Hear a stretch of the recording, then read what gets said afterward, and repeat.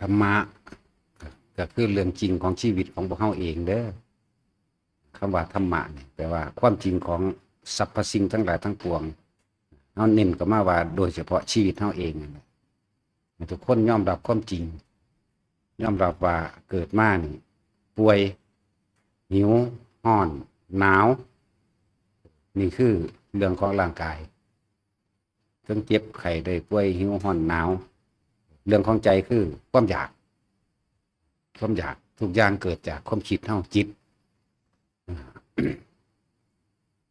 ทั้งเรื่องปรุงแต่งและเรื่องบ่ปรุงแต่งกระช่าง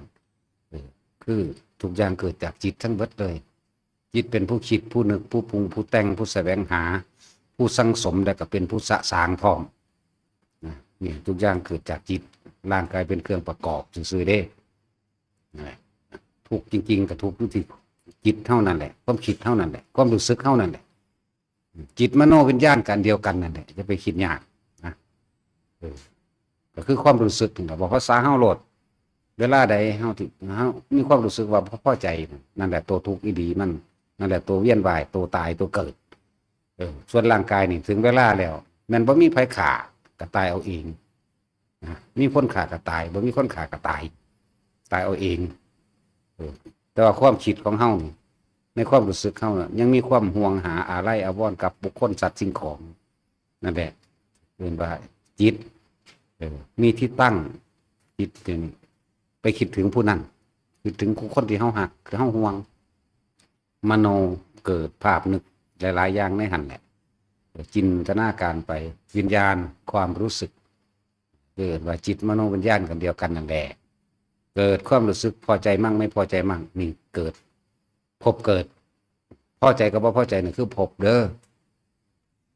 ตัวนี้ เขาเน้นเอาหมายเอาอย่างเดียวเลยคือว่าต้องพยายามทุกคนควบคุมตัวเองให้ได้มันเป็นวิธีที่ง่ายเป็นวิธีที่สามารถกระทำได้โดยตนเอง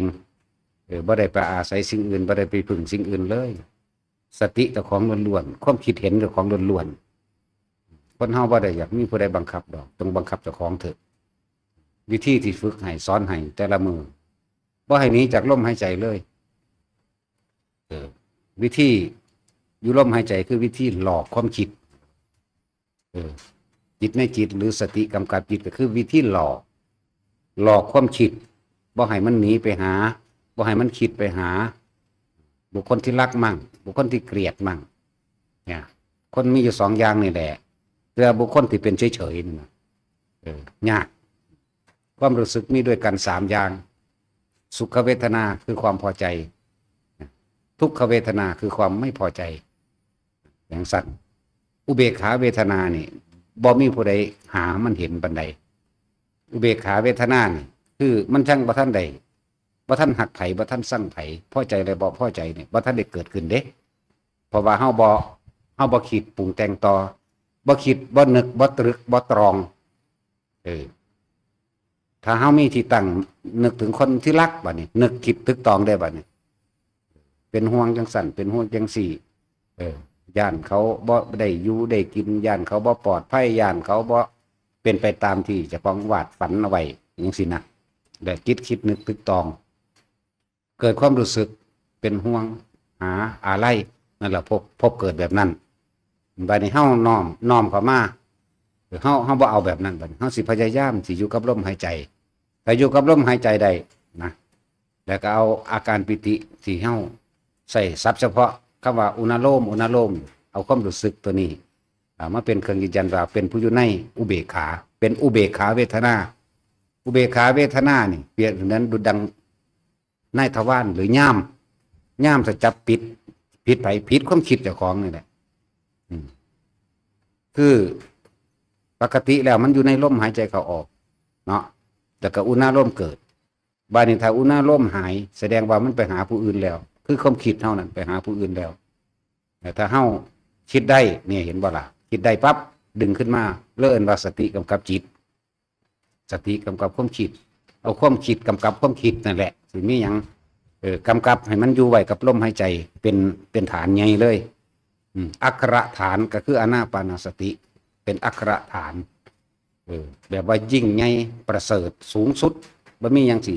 เลิศยิ่งกว่าการอยู่ในลมหายใจนะเอิ้นว่าอักขระฐานคืออานาปานสติอยู่ตัวนี้แต่มันมาอยู่ตัวนี้มันบ่หักไผบ่สั่งไผเด้แม่นบ่เอาทุกคนที่เฮ็ดเป็นแล้วน่ะนะก็นึกคิดเอาแน่นอนเว้ยนึกคิดเปรียบเทียบเอาในสิ่งที่ผ่านมานั่นแหละแต่ความคิดบ่ออกบ่เป็นนึกตึกตองสุขทุกข์มันก็เกิดบ่ทันใดดอกนั่นแหละ บัดนี้มันอยู่จนชินเข้าเรื่อยๆแล้วมันจะเริ่มเห็นดอกในสร้างผู้สร้างเลื่อนตัวสร้างภพความคิดมันสิคอยลอยออกไปลอยแอบไปหาคนที่รักมั่งแอบไปหาคนที่เกลียดมั่งแอบไปหาสัตว์มั่งบุคคลสัตว์สิ่งของอันเป็นอดีตเป็นสัญญานั่นแหละจังว่าผู้ใดดับสัญญาใดคำว่าดับสัญญาคือบ่คิดนึกปรุงแต่งในสิ่งที่ผ่านมาแล้วเรื่องเก่าๆว่าเรื่องเก่าๆคิดถึงเรื่องเก่าๆนี่คิดถึงปุ๊บแต่ว่าบ่คิดปรุงแต่งต่อนั่นเอิ้นว่าดับสัญญาเวทนาเกิดบ่ได้เวทนาหมายเอาสุขเวทนากับทุกขเวทนาหรือพอใจกับไม่พอใจนั่นแหละพบเกิดแต่มันยังมีความพอใจและไม่พอใจนะพบเกิดได้นั่นคำว่าพบก็คือความรู้สึกในความพอใจเราบ่พอใจเด้อฟังดีๆเน้นให้ตัวเองเข้าใจในตัวเองคักๆเด้อมันแมนหรือบ่แมนคือเฮาเอามาพึ่งสังเกตตัวเองเลยตอนที่เฮาสั่งผู้นั้นผู้นี้เอาตัวหยาบๆจังซี่โอ้มันแมนของเพิ่นเด้นี่บัดนี้ตอนเฮาฮักผู้นี้บัดนี้เฮาคิดถึงเป็นห่วงเขาจังสั่นเป็นห่วงเขาจังสี่โอ้มันแมนเด้ความรู้สึกอันนี้เรียกว่าจิตมีที่ตั้งอาศัยบุคคลที่รักนั่นคิดนึกตึกตองได้บัดนี้เกิดความรู้สึกเป็นห่วงอะไรแบบนี้โอ้เกิดความรู้สึกอันนี้บ่พบโลดนั่นแหละถ้ามั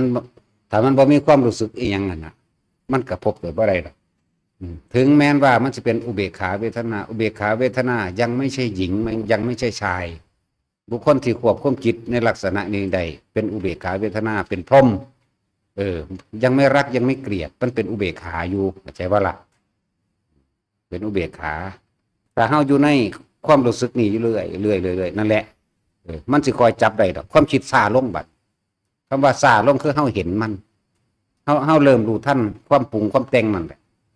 เฮาเริ่มรู้ทันว่าอยากให้เขาเป็นจังซั่นอยากให้เขาเป็นจังซี่เริ่มรู้ทันเอ้าแล้วก็หลายๆคำสอนที่พระพุทธเจ้าเพิ่นแสดงไว้เฮาก็นำมาเทียบว่าสัตว์โลกเป็นไปตามกรรมถ้าเขาบ่เฮ็ดเขาบ่ทำเฮาก็สิไปเฮ็ดอีหยังกับเขาได้นะอย่างแม้แต่ความทุกข์ที่เกิดขึ้นกับเฮาเองความอยากได้ดังใจที่เฮาอยากให้เขาเป็นแบบนั้นเฮาก็ยังบ่อาจสามารถควบคุมเฮาได้เนี่ยเฮาสิไปควบคุมอีหยังกับผู้อื่นนะตัวเองยังควบคุมความคิดตัวเองให้เป็นไปตามที่ตัวเองหวังก็ยังบ่ได้เนี่ยบัดนี้เฮาจะไปควบคุมผู้อื่นทางเป็นเรื่องไกลเลยนะคุมตัวเองดีกว่านะมันก็หันเข้ามาตัวคุมความคิดตัวเองล่ะให้อยู่กับลมให้ได้เพื่อเน้นมากๆแต่ละมื้อนักที่สุดคือการเน้นอยู่กับลมเน้นอยู่กับอุณหภูมินั่นแหละแต่ทุกคนมันเป็นการเฮ็ดได้ง่ายแล้วก็บ่ยากกับการบ่ยากกับการต้องถือศีลบ่ยากกับการต้องมีพิธีแล้วก็เฮ็ดได้ตลอดบ่ว่าสิ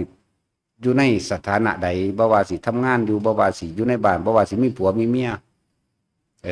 แล้วก็เหมาะกับทุกคนพร้อมเหมาะกับเบิดทุกคนอีกบ่ว่าแต่คนไทยบ่ว่าแต่คนพุทธทั่วโลกเลยนั่นจึงว่าคำว่าธรรมะนี่คือความจริงของแต่ละคนความจริงของสัตว์ความจริงของคนความจริงของต้นไม้ภูเขาสายน้ำความจริงของอากาศความจริงของมืดกับแจ้งความจริงของอนิจจังคือไม่เที่ยงแท้แน่นอนหาความจีรังยั่งยืนไม่ได้ความจริงของทุกสรรพสิ่งเกิดเท่าไรตายเท่านั้นดับเท่านั้นแตกดับสูญสลายเท่านั้นเนี่ยแต่จึงว่าเอาธรรมเป็นที่พึ่งเอาตนเป็นที่พึ่งจึงว่าพึ่งตนและพึ่งธรรมพึ่งความจริงนั่นแหละเน้น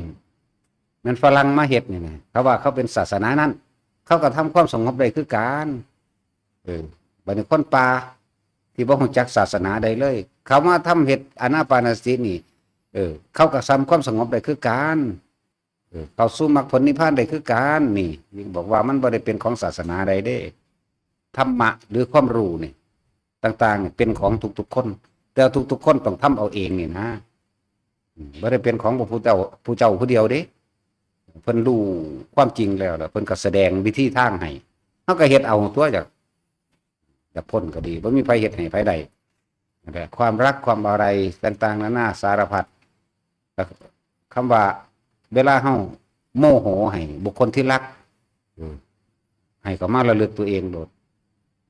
เขาบ่เฮ็ดตามที่เฮาสั่งตามที่เฮาบอกตามที่เฮาหวังว่าอยากให้เขาเป็นสัตว์โลกเป็นไปตามกรรมเนาะนี่กรรมนี่หมายเอาตัวจิตเจตนาเด้อหมายเอาตัวจิตเจตนาเขาก็มีความคิดของเขาแบบนั้นเขาก็เข้าใจว่าเขาถูกแบบนั้นเฮาสิไปห้ามเขายังก็บอกอยู่นี่คือวิธีข่มตัวเองไว้จากบ่ล่ะแต่ความเจ็บปวดในตัวเองคักๆผู้อื่นก็ยังรับให้เฮาบ่ได้แล้วความเจ็บปวดของเขาเฮาก็ยังรับให้บ่ได้คือกันและตัวนี้เป็นตัวข่มจิตข่มใจเจ้าของเองและตัวข่มจิตข่มใจข่มความรู้สึกของเจ้าของเองเพื่อให้เห็นความจริงเพื่อให้หยุดในการที่คิดนึกอยากให้ผู้อื่นเป็นไปดังใจเจ้าของคือความตายสุดท้ายแล้วมันก็ต้องตายจากกันอยู่ดีนะนี่ก็คิดไปตัวหนึ่งสัตว์โลกเป็นไปตามกรรมถ้าเขาไม่ทำเราก็ไม่ทำอะไรให้กับเขาได้แม้ตัวเขาก็ทำอะไรให้กับเราไม่ได้นั่นแต่สุดท้ายแม้จะรักกันเพียงใดก็ช่างอยู่กับกันตลอดเวลานี่กอดกันไว้สุดท้ายก็ต้องตายจากกันอยู่ดีเนี่ยเป็นตัวคมความรู้สึกเวลามันบ่พอใจเด้อเวลามันบ่พอใจกับบุคคลที่รักในบุคคลที่รักนั่นในบุคคลที่พึงพอใจนั่นย่อมมีความไม่พึงพอใจอยู่ในบุคคลผู้เดียวกันเด้เอาง่ายๆคือผัวกับเมียนั่นแหละขนาดบ่ท่านได้แต่งงานกันบ่ท่านได้นอนนำกันนี่มันก็ยังมีทั้งความพอใจและบ่พอใจแม่นบ่เอาแม้ความจริงในคนนะไปจีบเขาจังซี่จังซี่แต่เขาเว้าแบบคือสิบ่มักเจ้าของบ่พอใจน้อยใจแม่นบ่จังซั่นเด้เนี่ยบ่ท่านได้อยู่นำกันซ้ำบัดนี้เห็นผู้นั้นผู้นี้มาใกล้บ่พอใจผู้อื่นอีกว่ะธรรมดาว่ะแต่ไปเห็นผู้เจ้าของมักไปเว้านำผู้อื่นไปเครียดในเขาไปทะเลาะเถียงกันอีกเบิ่งรู้ธรรมดามันความเข้าใจผิดมันเข้าใจว่าเป็นเจ้าของเขาหรอมันบ่ล่ะทั้งสั้นอีหลีนั่นแหละนั่นแหละเทียบไม่เห็นง่ายๆขนาดบุคคลที่รักเนี่ยยังเกิดอารมณ์ทั้งสองได้อุเบกขาเนี่ยหายากถ้าเขาธรรมะบ่ฮู้จักเลยแต่พอมาฟังธรรมพุทธเจ้าเฮ็ดบ่เป็น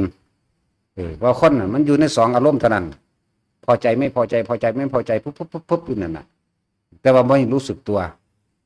ความคิดมันเร็วเทียบคือเฮาเห็นคนเขายางงอกๆบ้างนี่แต่โดยสัญญาอารมณ์ความรู้สึกของเจ้าของมันเกิดความพอใจในคนลักษณะท่าทางแบบนี้พอใจเขาได้แบบนี้งามแท้มันสิรู้สึกว่าพอใจโลดถ้าในสัญญาอารมณ์ความรู้สึกเก่าๆที่บ่เห็นขี้ไล่เนาะอีนี่เนาะว่าได้ย่างกับบ่งามย่างกับขาแบะออกจังสั่นจังสี่มีเบิดเด้นั่นเห็นบ่ล่ะพอใจก็บ่พอใจอันที่ซื่อๆเฉยๆนี่ยากมากๆแต่ว่าเอาธรรมะเข้ามาเป็นเครื่องอยู่ของเจ้าของเราบ่เห็นก็แล้วกันเน้นเด้อบ่หาตั้งแต่ว่าได้อันชาญสูงคือเพิ่นว่าดอกบ่หาตั้งแต่ว่าแบบนั้นแบบนี้คือเพิ่นว่ามาดอกย่านนั่นย่านนี่จังซั่นจังซี่บ่ต้องไปสนใจมันดอกย่านแย่งอันนั้นน่ะสังเกตความรู้สึกเจ้าของอยู่กับลมหายใจโลดได้ความรู้สึกลมเข้าความรู้สึกลมออกนี่เอิ้นว่ารู้สึกตัวพร้อมแล้วมันบ่ไปไหนมันบ่ไปตัวมันบ่ไปทางต่ำดอกย่างตายในการทรงชาติใดมันก็ไปเป็นพรหมบัดนี้เฮาฟังขนาดนี้แล้วมันสิอยู่หม้องเก่าอยู่บ่แม่นบ่ล่ะเฮาฟังขนาดนี้เฮารู้ล่ะปัญญาคือความรอบรู้ในกองสังขารทั้งเกิดคิดแบบนี้ทั้งบ่เกิดคิดแบบนี้นึงเด้นั่นแหละหนทางมันซื่อๆเด้คำว่าปัญญาแปลว่าความรอบรู้ในกองสังขารซื่อๆเด้ในสิ่งทั้งหลายทั้งปวงก็แม่นบ่ได้เฮ็ดจังได๋มันสิดับสังขารใดดับความคิดนั่นแหละสังขารนั่นน่ะหยุดคิดกับเรื่องราวต่างๆได้เห็นไหมหยุดคิดกับบุคคลที่รักและบุคคลที่เกลียดได้นี่นึงเด้คำว่าอสังขตธรรม อะแปลว่าไม่สังขะแปลว่าความปรุงแต่งสารพัดที่เกิดขึ้นในสิ่งทั้งหลายทั้งปวงนั่นเอง ไม่คิดกับสิ่งทั้งหลายทั้งปวงที่มากระทบทางตาหูจมูกลิ้นกายใจไม่คิดไม่นึกเนี่ยนะความรู้สึกมันสิเอาอย่างมาเกิดมันในเมื่อมันบ่คิดบ่นึกอ่ะวิสังขารคือกันวิเนี่ยมันรู้แจ้งในความคิดแล้ววินี่มาจากวิปัสสนารู้แจ้งเห็นจริงตามความเป็นจริงสังขารก็คือทั้งหลายในความปรุงในความแต่งล้วนแล้วแต่ผ่านไปเกิดล้วนแล้วแต่เป็นทุกข์ทั้งนั้นจึงเรียกว่าวิสังขารไม่คิดนึกปรุงแต่งให้เกิดความคิดไปต่างๆนานาคือกันแต่รูปลายมันก็อันเดียวกันแหละบ้านวิสังขารหรืออสังขตธรรมอันเดียวกันนั่นแหละแค่ว่าคิดนึกจบละว่าให้ทุกคนเอาเท่าที่ตัวเองเห็นได้อย่ากระโดดข้ามกันและอย่าอยากได้อย่าอยากสงบแบบชั้นสองชั้นสามชั้นสี่ห้าหกเจ็ดแปด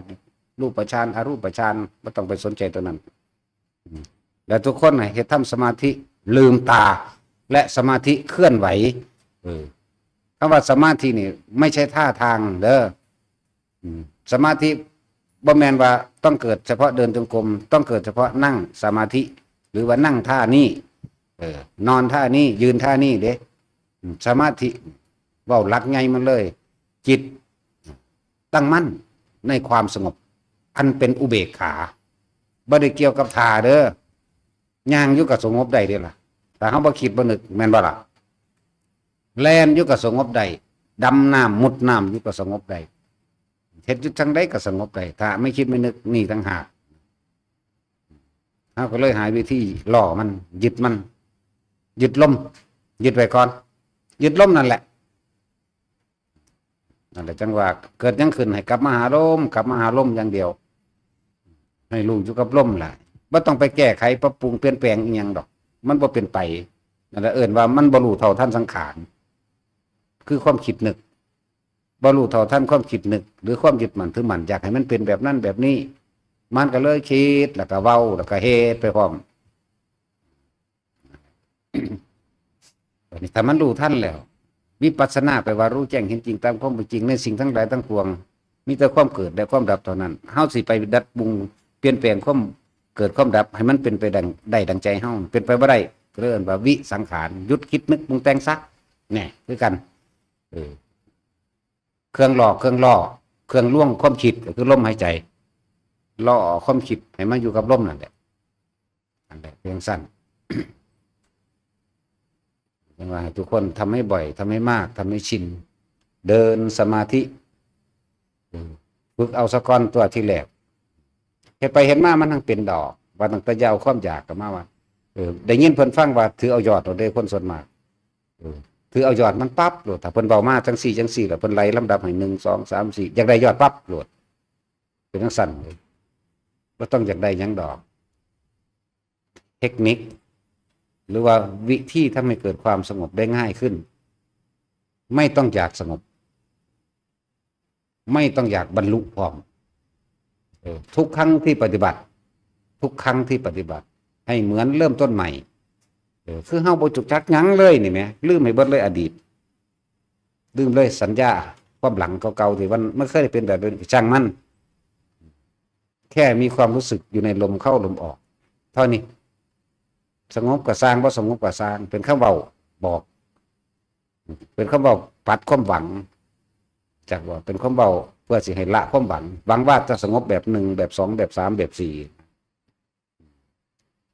และทั้งว่าบ่ต้องไปสนใจว่าจากสงบแบบนั้นแบบชั้นที่1ที่2ที่3สามารถบัด8แล้วก็บ่ต้องไปสนใจหลังย่านแย่นอันนั้นอันนี้หูทิพตาเทิบยังตายเบิดแล้วผู้เขาเจ้าทิพกว่าเฮาก็เลยเนาะตายเบิดแล้วเด้ล่ะเป็นยังเฮาคือสิจะตามหาคนตายเป็นยังคืออยากได้คือคนตายแท้เนาะเห็นบ่เข้าใจบ่นี่แต่ของเป็นอยู่แท้ๆนี่เป็นยังคือบอกกับลมหายใจเจ้าของลูกเนาะเป็นยังคืออยากมีฤทธิ์มีเดชคือพระโมคคัลลาแล้วตายแล้วบ่ต้องเป็นต้องมีปัญญาคือภาษาดิบุตรเพราะว่าเราก็ตายแล้วคือกันจากว่าล่ะบ่ต้องอยากได้หยังบ่อยากเป็นหยังโลดพวกเจ้าเอ๋ยรู้สึกตัวในลมหายใจโลดมันบ่หนีคำว่าเป็นผู้มีจิตหนึ่งที่เพ่งอยู่ในอารมณ์อันเป็นหนึ่งก็คืออารมณ์อุเบกขานั่นแหละ นั่นแหละคือจิตหนึ่งที่ตั้งอยู่เป็นอยู่เพ่งอยู่มันบ่หนีจิตหนึ่งไปดอกเอกคตาจิตเอกคตาลมนั่นแหละมันบ่หนีตัวนี้ดอกถ้าไปหาบุคคลที่รักบ่มีทางบ่สิหนึ่งเดี๋ยวก็เกลียดหมายถึงพอใจและไม่พอใจเกิดขึ้นโลดอย่างนั้นสั่นเพราะว่าความพอใจกับความบ่พอใจเนี่ยมันคือสิ่งเดียวกันมันคือน้ำกันมันเปลี่ยนโดยการกระทบได้แป๊บเดียวหนึ่งเดียวธรรมดาเดี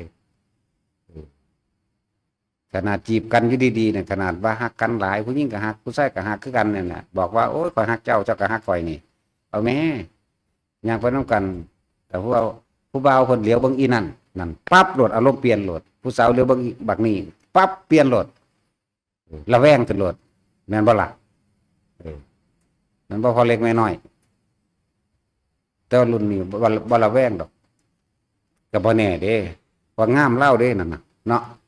งามบ่เล็กไม่น้อยผู้นี้ก็รอเพิ่นเนาะเฮาก็เห็นเป็นซากศพเท่านั้นเด้เฮาเมื่อธรรมดาเด้คนเนาะคืออีแลนแล้วหนังหมาเนายืนซึมซึอยู่ว่าแต่เมียเพิ่นมาไกลเฮาโอ้ยหวงว่าสั่นโอ้ยแต่มีผู้เดียวในโลกหรือบ่มีผู้อื่นมาปนเพราะให้มันสบายตายเนี่ยกูฆ่าตัวตายแล้วแล้วตอดอยู่ทั้งจอยๆเนาะ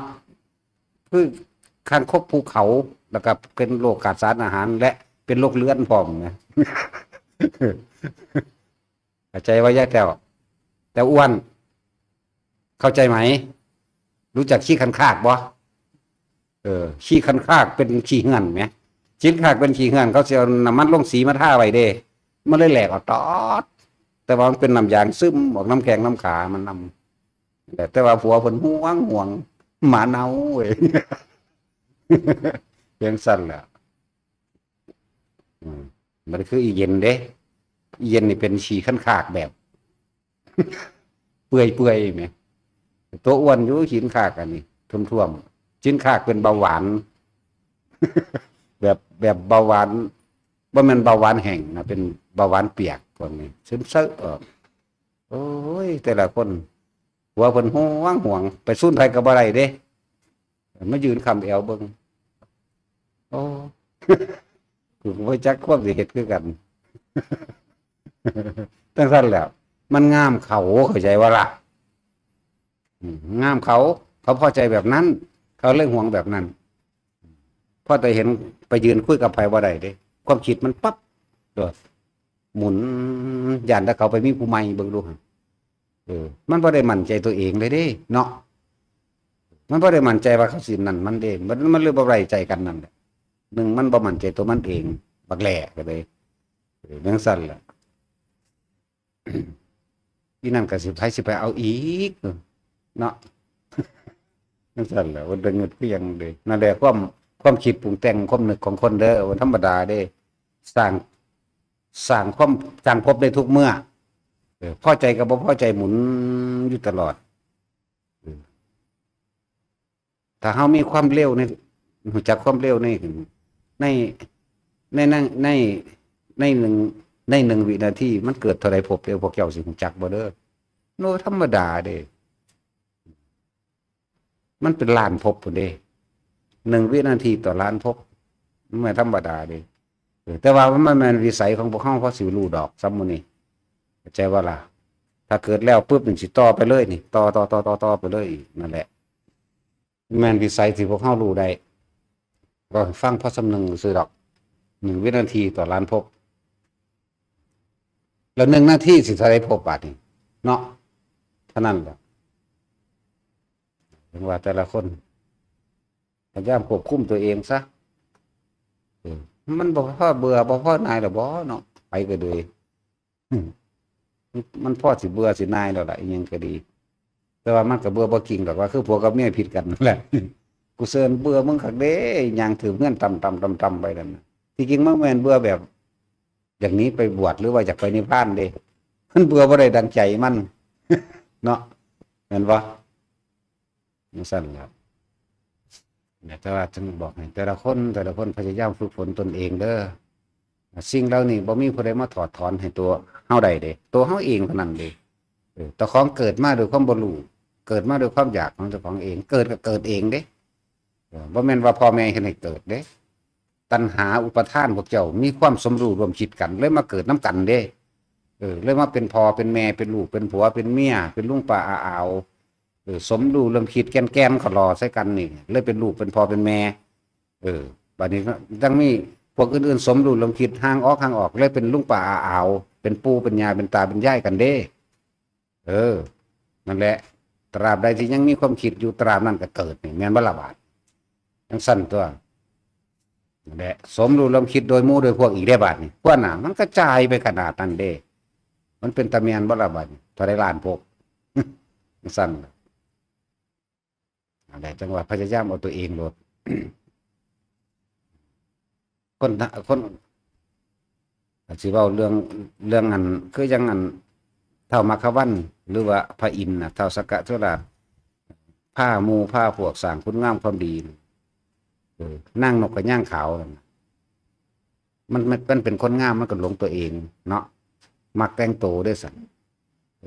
ว่าแต่ว่าสิเฮ็ดนั่นเฮ็ดนี่ก็ว่าผัวเฮ็ดแล้วได้น้ำกันมันว่าบัดจิตสุดท้ายมันตายมันห่วงหยังเอามันห่วงความงามมันเองเด้ก็เลยไปเกิดเป็นนกกระย่างขาวธรรมดาบ่ได้บาปอีหยังมากเลยนั่นรู้จักบ่แค่ว่าหลงร่างกายตัวเองว่าแต่ของงามซื่อๆเด้บ่ได้ไปฆ่าไผเด่นยังไปเกิดเป็นนกกระย่างขาวได้แม่ใจว่าล่ะบัดนั่นแหละอีหยังพาเกิดความคิดเท่านั้นแหละอย่างสั่นฉะนั้นจังว่าแต่ละคนพาเฮ็ดเบิดทุกอย่างนี่ล้วนแล้วแต่ให้ลืมอย่างลืมอดีตลืมของเก่าลืมตัวเองที่มันมีกว่าเป็นเจ้าของอยู่ทั้งบ้านลืมเฮือนเจ้าของลองเบิ่งแหน่จักช่วงเวลาระยะหนึ่งแซะลืมเฮือนลืมผัวลืมเมียลืมลูกลืมหลานลืมสัตว์เลี้ยงงัวควายซะลองเบิ่งจักระยะหนึ่งช่วงเฮาบ่คิดถึงเฮาบ่มีทุกข์เด้แม่นบ่เด้อแม่นบ่เขาเด็กน้อยแต่ว่าเฮาบ่คิดถึงเฮือนเฮาบ่มีทุกข์อีหยังเลยนี่มันมาอยู่นี่เนาะนั่นแหละลืมจังซั่นแต่คิดถึงแล้วก็แม่เป็นสั้นแล้วแต่คิดถึงแล้วแม่นหลดปรุงหลดได้บัดนี้นั่นแหละคือตัวกูของกูความเป็นเจ้าของนั่นบ่ล่ะออกมาจังสี่นี่มันลืมความเป็นเจ้าของนั่นแหละมันลืมความเป็นเจ้าของมันเลยบ่หาตัวถูกบ่ได้หรอกเป็นอุเบกขาอยู่นี่มันก็สิสนุกสนานไปทั้งบุญกุศลไปเลยเป็นการสร้างสมละอกุศลได้นั่นน่ะที่เฮาลืมทางบ้านแล้วก็มาสร้างกุศลอย่างสั้น จังว่าเน้นแต่ละมือเด้ออยู่กับล่มเถอะไปก็ดี พวกนี้มันมีสิทธิ์ไปนิพพานได้ทั้งเบิดหนึ่งสิ่งที่เฮาเน้นทำทานจะแลกของอย่าไปหวังผลในทานว่าอย่าเกิดเป็นนั่นเป็นนี่เป็นคนร่ำคนรวยมียศถามรศักดิ์และอำนาจเนี่ยพวกทำทานแลกของนั่นบ่ล่ะหวังผลในทานว่าสิ่งที่เฮาทานไปนี่แหละ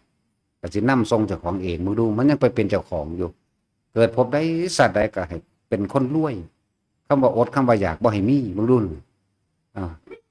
มันคิดพ่ออยู่บ่เกิดแล้วมันเป็นทุกข์มันคิดพ่ออยู่บ่เกิดแล้วมันป่วยเกิดแล้วมันร้อน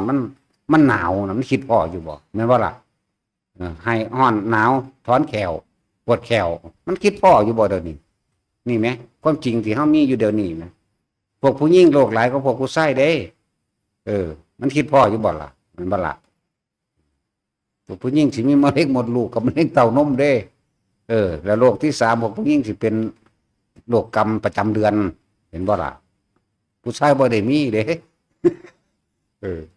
มีแต่เขาส่งยามาให้หลวงพ่อนั่นเด้ ยาบำรุงคั้นเนาะนิมนต์หลวงพ่อฉันให้ด้วยว่าซั่น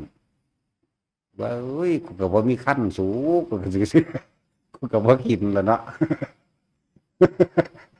เขาก็อ่านเบิ่งสลากเขาก็หัวนั่นตัวเนาะโอ้ยดอกส่งผิดคนบ่หรือแนวใดวะเนาะทำให้ผิวพรรณเปล่งปลั่งว่าดันบำรุงคันอย่าเป็นอย่างดีป้องกันมดลูกอย่างว่าเขาอ่านแล้วเขาก็หัวแต่บ่ได้จบดอกมันหัวก่อนแถมสามารถเขียนในนั่นเน้นว่าจะนิมนต์หลวงพ่อฉันให้หนูด้วยว่าซั่นทั้งสั้นแล้ว กูว่ามีคันกูก็บอกสันแล้วเนาะ กูก็เอาไปให้คนมีคันมันตัวเรื่องสั้นแล้ว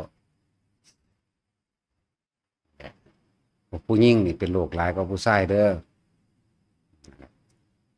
3 อย่างที่ผู้หญิงสิเกินผู้ชายเด้อมะเร็งเต้านมแล้วก็มดลูกและประจำเดือน3 โรคนอกนั้นก็มีเหมือนกันโรคนั้นโรคนี้มีเหมือนกันจังซั่นผู้หญิงน่ะสมควรสิระงับความคิดให้ได้มากๆนะผู้ชายบางที่คือจังบ่สนใจธรรมะเด้บัดเข้ามาได้เร็วกว่าผู้หญิงเด้จังซั่นพวกผู้หญิงเฮ็ดสนใจอยู่แต่ว่าถามจุกๆจิกๆเหมือนธรรมดาพวกประสาทถึงได้ว่ามีแต่พวกประสาทว่านั่นแหละแล้วอันนั้นแหละแล้วอันนี้เว้าไปยกนึงแล้วอันนี้แหละก็สิบ่เทียบเคียงเอาเนี่ยเนาะก็ยังว่าโยกจังสิบัดนี้แล้วร้องไห้ล่ะคืออะไรอีกก็เทียบเคียงเอาก็ยังว่าปิติคือกันนั่นแหละแต่ว่าจะไปใส่ใจมันนะ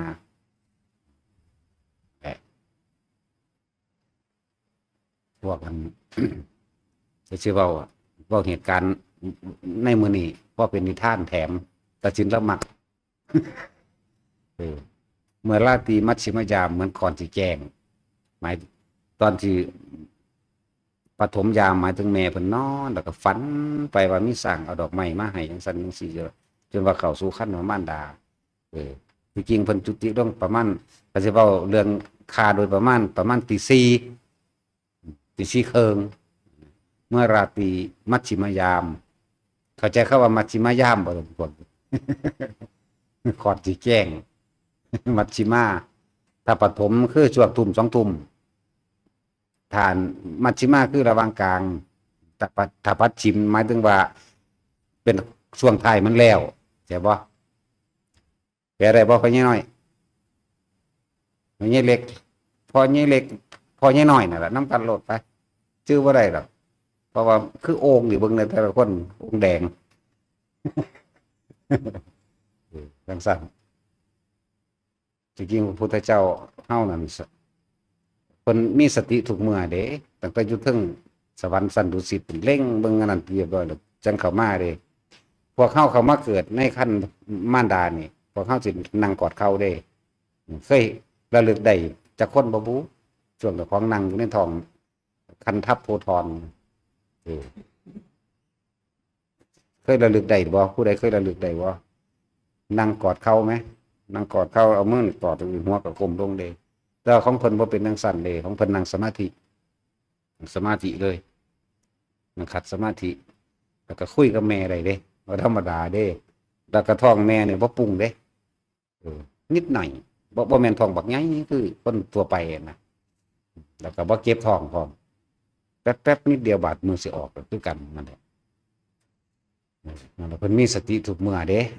เพราะว่าเพิ่นฝึกสติมาทุกภพทุกชาติจนว่ามั่นคงได้แม้นเกิดแม้นตายเพิ่นก็สติของเพิ่นสิคงที่ตลอดเพิ่นเกิดก็ได้เพิ่นบ่เกิดก็ได้สติเพิ่นมั่นคงจนถึงสุดท้ายเพิ่นถอนอัตตานุทิฏฐิหรือถอนตัณหาอุปาทานมันเต็มแล้วจังซี่เพิ่นจังบรรลุพระพุทธเจ้าจังซี่นะพวกเฮาก็ฝึกได้คือกันดอกบ่แม่นว่าสิเป็นได้แต่ผู้เดียวดอกเด้อฝึกเอาเลยแต่ว่าเน้นๆอันพวกนี้ตอนที่มือเพิ่นออกมาใน3ศาสตร์ที่เพิ่นเว้ากับแม่ได้ศาสตร์ที่เป็นมโหสถศาสตร์นึงพระอินทร์เอายาหากไม้มาใส่มือให้แม่ถามว่าได้หยังมาลูกยาตัวแม่นี่อันศาสตร์นึงศาสตร์ที่2ก็คือสิเป็นพระเวสสันดรในเงินเฮามีสมบัติมากปานใดขอเงินในจัก1,000พุ่นน่ะนี่ศาสตร์ที่2ศาสตร์ที่3คือศาสตร์นี่แหละศาสตร์สุดท้ายของเพิ่นก็เว้านำกันได้เลยเว้าในท้องเด้จังซั่นความแปลกเพราะว่าเพิ่นบ่แม่นคนธรรมดาแต่ก็อยู่ในขั้นเริ่มจากตุจิตนะเริ่มจากตุติจิต11เดือนน่ะเริ่มจากตอนนั้นมานับร่างกายธรรมดาซะก่อนร่างกายธรรมดา1เดือน15วัน1เดือนกับ15วันจังมาจุติจิตอยู่เพิ่มแล้วก็ไปอีกก็เลยเกิดกลายเป็นว่าเพิ่นอยู่ในหันร่วมเบิดแล้วว่า11เดือนทั้งร่างกายบางคนอาจจะสงสัย เมื่อจุติกับมือประสูติเป็นมือเดียวกันบ่นะบ่แม่นเด้เมื่อเกิดประสูติตรัสรู้ปรินิพพานเด้อันมื้อนั้นคนละมื้อเด้อมันขึ้น15 ค่ำเดือน6ประสูติหมายถึงว่าออกมาจากขั้นท้องแม่จึงตรัสรู้จึงปรินิพพานกับมือเดียวกันแต่ว่ามือจุติจิตนั่นน่ะ15 ค่ำเดือน7ไล่ย้อนหลังเอาตัวนี่ก็เกี่ยวกับเขาถามมาอยู่ว่าจริงไหมตรงไหมยังน่ะก็ไล่เอาเนี่ยละเว้ยเนาะ ก็ไล่เอาแน่ละเว้ยตัวร่างกายนั่น1 เดือน 15 วันตัวจิตมันจุติลงไปอีกก็อยู่ในอัน9 เดือน 15 วันคือกัน มันได้รวมแล้วเป็น11เข้าใจว่าล่ะนั่นแหละอย่างหนึ่งแก้ขอสงสัยเขาซื่อๆหรอกเขาถามเขาเข้าใจว่าเขาไล่ผิดอย่างสั้น ไปไล่เบิ่งเอาเองตัวไล่แล้วไล่อีกไล่แล้วไล่อีกตัวนั่นแหละในตำราเพิ่นก็ว่ามาอยู่แต่เขาไล่เอาเขาบ่ได้เสือเลยทีเดียวเขาพยายามหาจนบวกลบคูณหารจนว่าลงตัวกันอ๋อแบบนี้นี่เองจังกล้าว่าสั้นเนี่ยมือออกมาจังสี่เขาอาจจะเห็นในภาพวาดวันนี้มือออกจากท้องแม่ตามอันนี้พุทธเจ้าเพิ่นเว้าเอาเองจังซี่ก็คือออกทั้งยืนนั่นแหละต้นสละโน้มกิ้งลงมาก็ดึงแขนไว้แล้วก็ออกทั้งยืนแต่ก็ย่างได้เจ็ดก้าวจริงแต่เฮาสิเห็นอันมีรูปดอกบัวอาจจะเป็นดอกบัวทิพย์ก็ได้เข้าใจว่าล่ะความจริงมันบ่เป็นดอกบัวหยาบๆให้เฮาเห็นดอกอาจจะเป็นดอกบัวทิพย์ย่างไปเจ็ดก้าวก็ยกมือขึ้นแล้วก็เว้าได้พร้อมมันนะเราเป็นใหญ่ในโลกเราเป็นผู้เลิศในโลกมันนะชาตินี้เป็นชาติสุดท้ายของเราแหละหมู่พรหมหลับก่อนเทวดาหลับที่2น้ำห้อนน้ำเย็นอันเป็นทิพย์ก็ตั้งหากคนหลับที่3เดี๋ยวจังเอาผ้ามาห่อเอายิ่งมันมีผ้าทิพย์อยู่ของเขาตั้งหากบางคนสงสัยว่าพุทธเจ้าเกิดเดินได้จริงไหมเขาก็เลยถามเดินได้จริงบัดนี้เขาก็ถามเขาไปอีกเขาจะหาความผิดเขารู้ได้ไงเห็นเลยเห็นบ่ได้ย่านเด้อันคำว่าจังสี่ระลึกเอาละเว้ยเนาะมันจักระลึกบ่บุญแล้วเฮาก็ระลึกเอาตัวจริงหรือบ่จริงก็สร้างสู่ได้บางหันก็ว่าเฮานำสิ่งที่เฮาฮู้เฮาเห็นมาบอกให้ฟังซื่อๆจริงหรือบ่จริงก็เป็นเรื่องของพวกเจ้าที่ตัดสินใจเฮาเห็นแบบนี้เฮาก็บอกแบบนี้เรื่องว่าฝันก็ได้นิมิตก็ได้เห็นในฝันก็ได้จังซั่นระลึกเบิ่งว่ามันแม่นบ่นอโดยทางอันจารึกเป็นหลักฐานไว้นี่เฮาก็คำนวณพอแห้งแล้วจนมั่นใจแล้วนี่บัดนี้เฮายังบ่เชื่ออีกเฮาก็ระลึกเบิ่งเอาบัดระลึกเบิ่งมันก็ตรงอีหลีนะขนาดนั้นเด้บ่ได้เชื่อยังง่ายๆเด้จังซั่นจังเว้ามีอีกเรื่องนึงแก้ข้อสงสัยซื่อๆดอกเพื่อให้จริงๆเขาคือพยายามสิจับผิดเท่านั้นแหละความจริงแต่ว่าให้โอกาสเปิดทุกคนนะไปจับผิดตัวเองไปจับถูกตัวเองตัวเพราะในโลกอันนี้นั่นแหละแต่ละคนเกิดมาเพราะความไม่รู้และเข้าใจว่าตัวรู้ก็เลยมาหาจับผิดและจับถูกเข้าใจว่าล่ะนั่นแหละความเวียนว่ายตายเกิดอันหนึ่งเด้อความเวียนว่ายตายเกิดอันหนึ่งติดดีติดถูกเข้าใจว่าแท็กซี่จริงๆมันต้องละกุศลดิทั้งเบิดอกุศลบ่ละก็ได้ดอกคนเรามันติดดีนั่นแหละมันจังติดเลวนำมันติดกันเนาะคือติดสุขนั่นแหละทุกข์บ่จากใดมันก็ได้คือเก่าเน้นลมหายใจเด้อภัยก็ดีบ่มีอีหยังสิยอดประเสริฐเป็นอักขระฐานแห่งอานาปานสติตัวนี้บ่ได้หรอกบ่ต้องไปสนใจเห็นนั่นเห็นนี่วิธีแก้หลายๆอย่างขนาดเฮาเทศอยู่เมื่อวานก็เลยยังมาเศร้ากันนำอีกจักหน่อยอยู่เด้เนาะก็ยังถามอยู่ อันเรื่องว่านี่แหมอันเดี๋ยวเพิ่นอยู่นี่ละเดี๋ยวนี้เพิ่นว่าตาเพิ่นเห็นอยู่แต่ว่าความคิดบ่ได้ไปน้ำตาในรูปอันนั้นแต่ว่าหูมันคันได้ยินนี่แหมหูมันหังได้ยินเพิ่นตกล้อเด้นั่นเลยไปสังเกตเขาสวดมนต์อีหยังเนาะเสียงอีหยังเนาะนั่นแหละมันเอิ้นว่า อันความคิดของเจ้าของหลอกให้ออกจากความตั้งมั่นในความสงบแล้วก็คำว่าสมาธินี่บ่แม่นว่าต้องนั่งโดยทาบ่แม่นว่าเฉพาะต้องจับลมหายใจอันนั้นเป็นวิธีทำให้เข้าถึงที่สุดแห่งสมาธิเด้คนเฮาเลิกขับไปยึดติดมองหันต้องท่าต้องหลับตาต้องอยู่ในทางจงกรมต้องยืนลำพึงทำยังก็ว่าไปลักษณะนั้นสมาธินั่นถ้าคนเริ่มได้เบื้องต้นแน่แล้วบัดนี้ระวังขั้นที่สองนี่แม่นเฮาบ่คิดหยังปุ๊บอาการปิติอุณโลมเฮาก็เกิดดอกเด้อตาเฮาเลี้ยวไปบัดนี้ไปเห็นต้นไม้หรือเห็นหมาแล่นงอกๆไกลๆพุ่นแต่เฮาบ่ได้คิดนำหมาแต่ไม่มีสิ่งหนึ่งสิหลอกลวงอาจจะเป็นเสียงเว้ากันพุ่มพำเสียงสวดมนต์ก็ช่างเถอะนะเฮาสิมาใส่ใจตัวนี้นั่นแหละเรียกว่าถูกหลอกออกจากความตั้งมั่นในความสงบตาก็เห็นได้หูก็ได้ยินได้แต่ว่าใจอย่าคิดอย่านึกจึงบอกว่าทุกคนมั่นใจในลมหายใจเด้อมันเพราะเว้าตลอดได้อันเรื่องอันคือยังเฮาเนี่ยเลี้ยวเห็นกองไฟอยู่ไกลๆประมาณ100 เมตรเวลาอันโดนฟืนเขาจุไฟไหมตัวมันไฟก็แตกพาขึ้นให้เห็นมันคิดนึกเห็นบ่ล่ะมันอุ่นใจว่ามีคนอยู่หันย่างไปไฟก็เลื่อนไปจังสีน้ำกันเลยนี่บ่แม่นว่าเฮาสิไปถึงแบบนี้เลื่อนไปจังซี่หยุดมันก็อยู่ซ้ำเก่าย่างไปอีกมันก็ไปซ้ำเก่านั่นนะแบบนี้ก็มีกว่าสิเข้าใจได้คือกันกว่าสินำสิ่งที่ง่ายๆมาให้ทุกคนได้นี่เฮายากมาไปแห้งเลยบอกมาเหมือนง่ายแต่มันบ่แม่นง่ายเด้หาวิธีเอาสันๆมาให้นึงเด้นี่เฮ็ดไปเบิดซุแนวโสเป็นหลอดตายมาเด้จังหาวิธีสันๆตะกี้บ่แม่นได้ว่าเฮาบ่นั่งแบบว่าผ่านเวทนาจังนั่นจังนี่เฮามาจับจุดได้ว่ามันอยู่ที่จิตตัวเดียวนึงนั่นแหละจริงๆนั่งมันเป็น4 มื้อ5 มื้อ6 มื้อก็นั่งมาบ่แห้งอ่ะเด้หัวเข่าเดินจงกรมกับเดินข้านก็ยังมีนะหัวเข่าแตกหมดนั่นแหละ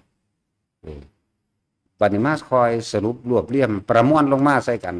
ทุกอย่างเกิดจากคิดนี้กูเป็นบ่ายังกระดอแท้นี่นะมันธรรมดาแล้วพระได้กล่าวว่านั่งอยู่หน้าผาแล้วปีนเครือใหม่ลงมาเด้ขานี่นึงได้อัน